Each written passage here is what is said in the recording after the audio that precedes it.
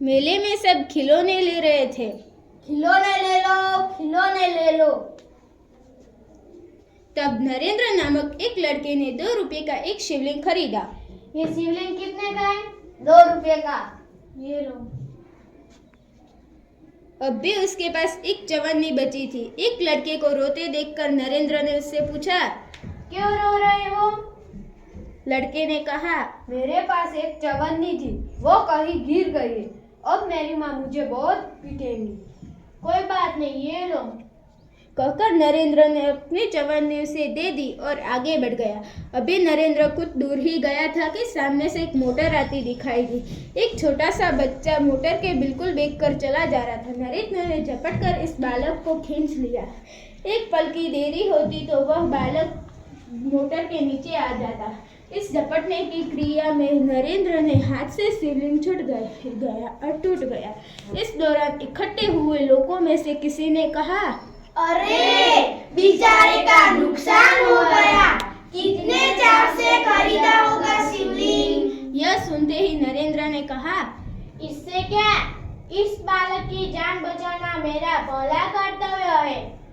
वस्तु से भी व्यक्ति का जीवन ज्यादा महत्वपूर्ण है। मानवता सबसे ऊपर है। बचपन से ही इसे ख्याल रखने वाले नरेंद्र आगे चलकर स्वामी विवेकानंद के नाम से प्रसिद्ध हुआ।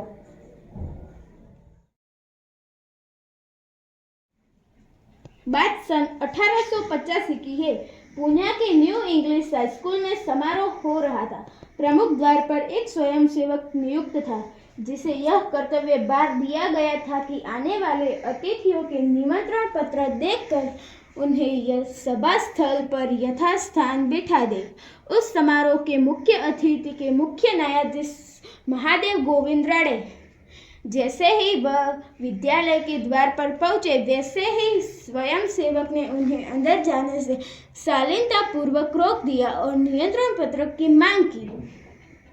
बेटा, मेरे पास तो निमंत्रण पत्र नहीं है, क्षमा करें, तब आप अंदर प्रवेश न कर सकेंगे। स्वयंसेवक ने नम्रतापूर्वक उत्तर था। द्वार पर रानड़े को देखकर स्वागत समिति के कई सदस्य आ गए और उन्हें मंच की ओर ले जाने का प्रयास करने लगे, पर स्वयंसेवक ने आगे बढ़कर कहा, श्रीमान, मेरे ख्याल में यदि स्वागत समिति के सदस्य ही रोड़ा अटकाएंगे तो फिर मैं मेरा कर्तव्य कैसे निभा सकूंगा। कोई भी अतिथि हो, उनके पास निमंत्रण पत्र होना ही चाहिए। भेदभाव की नीति मुझसे नहीं बरती जाएगी। यह स्वयंसेवक आगे चलकर गोपाल कृष्ण गोखले के नाम से प्रसिद्ध हुआ और देश की बड़ी सेवा की। दिन हजरत अली राज के खजाने की जांच करने गए। काम करते करते अंधेरा हो गया। मोमबत्ती जलाई गई। थोड़ी देर बाद 2 सरदार अपने निजी काम के लिए उनके पास आए। हजरत अली ने उन्हें बैठने के लिए कहा। बैठो। हिसाम की जांच पड़ताल पूरी हुई। हजरत ने मोमबत्ती बुझा दी और मेज के खाने में से दूसरी मोमबत्ती निकालकर जला दी। सरदारों को यह देखकर बड़ा आश्चर्य हुआ।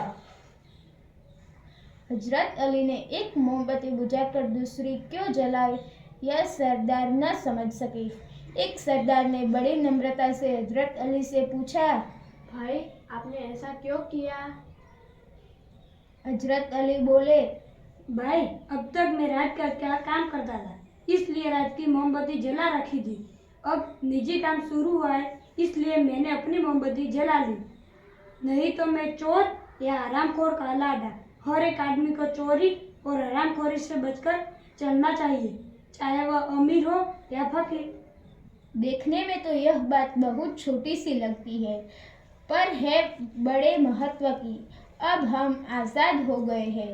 राजकाज का काम तभी अच्छी तरह से चल रहा था जब लोगों में इस तरह की प्रामाणिकता हो।